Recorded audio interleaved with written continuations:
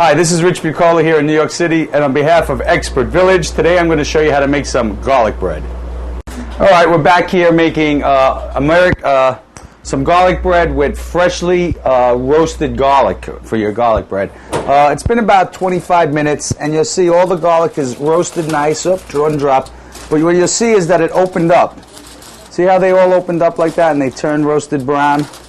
That's how you know they're ready, and plus you could smell it. And what a great smell. Be careful, don't burn yourself. Get them out. What's great about this now is if that you just let them cool a little bit, but what you'll be able to do is actually just squeeze them right out, and you'll see they actually come right out. See that? How nice that is? And what we're going to do then is spread it right on top of our garlic, on top of our bread with the butter. And that'll actually help melt the butter into the bread. And that's it. That's your whole garlic clove. It's that simple. Wear something around your hand so you don't burn yourself. Let it cool a little bit. Come back, we'll spread the butter.